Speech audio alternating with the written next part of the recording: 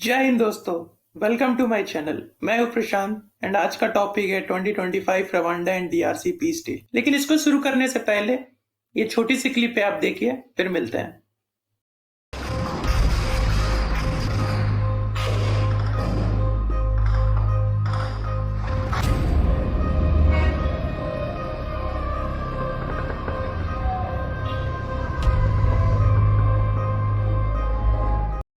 जैसा कि आपने क्लिप में देखा, ये कंट्री काफी इनस्टेबल है और इस इंस्टेबिलिटी का कारण है M23 रेबल ग्रुप, जो इसी खुद की कंट्री के हैं। DRC democratic Republic of Congo ये एक ह्यूज कंट्री है इन सेंट्रल अफ्रीका। इनका जो कैपिटल है वो किनाशा है। ये कंट्री काफी रिच इन रिसोर्सेज जैसे कि gold, cobalt, diamonds, copper and coltan used in electronics. ये कंट्री वर्ल्ड्स लार्जेस्ट प्रोड्यूसर है कोबाल्ट की। यहाँ की पॉपुलेशन है 100 मिलियन, तो कहा जा सकता है कि ये एक रिच कंट्री है विद पुअर पीपल। आइए अब समझते हैं ये M23 रेबल ग्रुप के बारे में। M23 रेबल्स मार्च 23, 2009 को फॉर्म हुए थे, इसीलिए इनका नाम M23 पड़ा।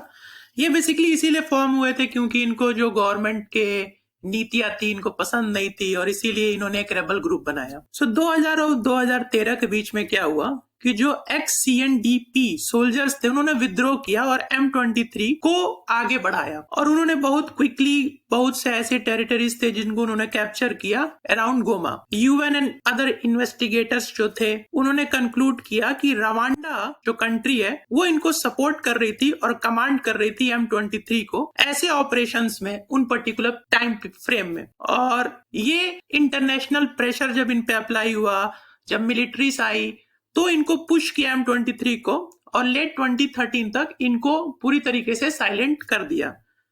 फिर ये कुछ सालों तक इनएक्टिव रहे। 2018 में ये फिर से एक्टिव हुए और इनके जो फाइटर्स थे वो 2018 से पहले सेपरेट हो चुके थे, लेकिन 2018 में इन्होंने फिर से रिएक्टिव हुआ, ये बताते हुए कि हमारे साथ काफी डिस्क्रिमिनेशन हो रहा है और गवर्नमेंट अपने जो पास्ट एग्रीमेंट है उसको फुलफिल नहीं कर पा रही है। तो कहते हैं ना कि जब एक पर्टिकुलर कंट्री में इश्यूज इंटरनली है तो कितने भी बाहर की कंट्री अगर उसको पीस करना चाहे या उनके अंदर एक पीस एग्रीमेंट लाना चाहे वो पॉसिबल है ही नहीं, क्योंकि वो कंट्री अंदर से ही इतनी रेबेलियस हो चुकी है कि वो अपने ही लोगों के ऊपर प्रॉब्लम्स क्रिएट करना स्टार्ट कर देते हैं। तो 2021 से लेके 2025 तक जो इनकी ग्रोथ रुकी हुई थी वो ग्रोथ को इन्होंने आगे बढ़ाया और काफी तेजी से बढ़ाया।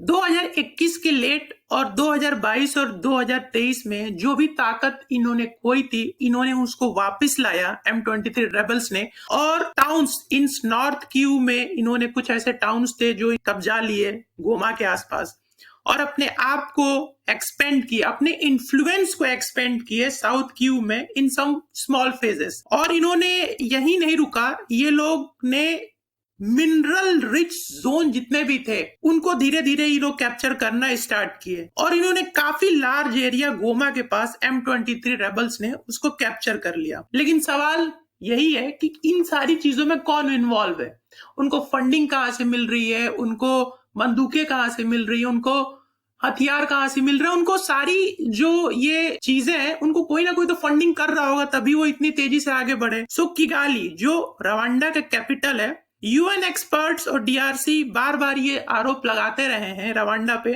कि आप लोग इनको सपोर्ट करते हैं और किगाली जो कैपिटल ऑफ रवांडा है वो इस बात से डिनाई करता है कि नहीं, हम इनको सपोर्ट नहीं करते हैं। लेकिन यूएन ग्रुप ऑफ एक्सपर्ट्स और मीडिया इन्वेस्टिगेशन से ये एविडेंस सामने आया जो लिंक बताता है कि रवांडा फोर्सेस M23 के ऑपरेशंस में साथ देते हैं। ये एक तरीके से प्योर एविडेंस नहीं कह सकते हैं, लेकिन उनका एक लिंक है, कुछ लिंक्स हैं, कुछ मीडिया इन्वेस्टिगेटर्स हैं जो ये चीजें बताते हैं कि कहीं ना कहीं रवांडा का डायरेक्टली और इनडायरेक्टली M23 रेबल्स को सपोर्ट किया जा रहा है। अब वीडियो में आगे बढ़ते हैं और समझते हैं कि डीआरसी और रवांडा एक दूसरे से कैसे लिंक है, क्या हिस्ट्री है इनकी। तो ये जो टेंशन चल रहा है डीआरसी और रवांडा, ये इसको लेके चलते हैं काफी पीछे डेकेड्स में और देखते हैं कि 1994 में जो जेनोसाइड हुआ था रवांडा में, उसमें काफी हुती मिलिटेंट्स और रेफ्यूजीज एस्केप करके रवांडा को और ईस्टर्न डीआरसी में घुस गए और उस पर्टिकुलर रीजन को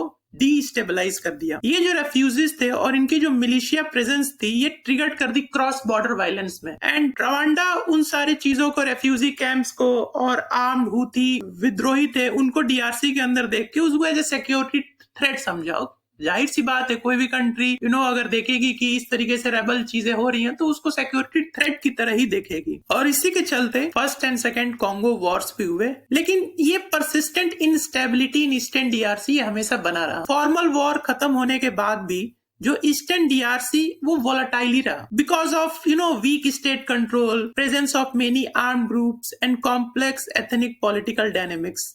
मतलब जो वहां पे स्टेट कंट्रोल थी वो काफी कमजोर थी, और ये जो आर्म ग्रुप्स का प्रेजेंस था उसकी वजह से ये एरिया हमेशा इनस्टेबल ही रहा और ये स्टेबिलिटी की तरफ कभी आगे बढ़ा ही नहीं। अब हम बात करेंगे 2025 पीस डील के बारे में, जो गवर्नमेंट ऑफ डीआरसी और रवांडा ने साइन किया है। 27 जून 2025 को the government of DRC and Rwanda एक ceasefire and cooperation oriented agreement sign करते हैं in Washington, United State, brokered by external mediation. ऐसे सब पीस डील्स डेफिनेटली कोई ना कोई ब्रोकर ही करता है, जैसे कि यूक्रेन और रशिया का वॉर को काफी दूसरे देशों ने ब्रोकर किया, यूएस ने ब्रोकर किया, टर्की ने ब्रोकर किया। सो उसी तरीके से इस पर्टिकुलर डील को brokered by various external mediation, और ये हुआ था वॉशिंगटन, यूनाइटेड स्टेट्स में। और ये एग्रीमेंट ये बताता है, ये कमिटमेंट देता है, ये चीज उसमें लिखी हुई है कि जो भी नॉन स्टेट आर्म ग्रुप है, जैसे M23 रेबल्स और अलग रेबिलियस ग्रुप, उनको सपोर्ट नहीं देना है रवांडा की तरफ से। और जो भी टेरिटोरियल इंटीग्रिटी है और जो उनको रिस्पेक्ट करना है, जो सिक्योरिटी है, माइनिंग है, इंफ्रास्ट्रक्चर है, उसमें कॉपरेट करना है, जिससे दोनों कंट्रीज आगे ग्रोथ की तरफ देख सके। बट ये पीस डील हुई क्यों? M23 जब रिएक्टिव हुआ तो उसने काफी जमीन कब्जा कर ली थी, जिससे वो एरिया काफी डिस्टेबलाइज हो गया, खास करके ईस्टर्न डीआरसी, जिससे काफी रीजनल वॉर हुआ और ह्यूमैनिटेरियन लॉस भी हुआ। सेकेंड रीजन था इंटरनेशनल प्रेशर। जब भी कुछ ऐसे सिचुएशन किसी कंट्रीज में होती है तो एक्सटर्नल प्रेशर्स लगते हैं कि ये वॉर रुक जाए और उस पर्टिकुलर कंट्री में स्टेबिलिटी आ जाए। तीसरा और सबसे इंपॉर्टेंट था इकोनॉमिक फैक्टर। जैसा कि मैंने पहले बताया था आप लोगों को कि ईस्टर्न डीआरसी के पास ये ऐसी कंट्री है जिसके पास काफी मिनरल रिच कंट्री है।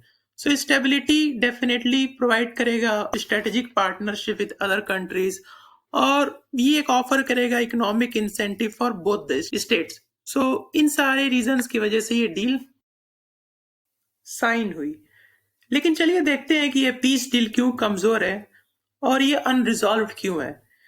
देखिए, लीडर्स जब टेबल पे कोई भी एग्रीमेंट को साइन करते हैं, लेकिन एक्चुअली में उसको इम्प्लीमेंट करना रियल वर्ल्ड में काफी एक चैलेंजिंग जॉब है, क्योंकि केवल M23 जैसे ग्रुप्स छोटे छोटे काफी ज्यादा हैं और सबके साथ समझौता करना एक काफी डिफिकल्ट काम है।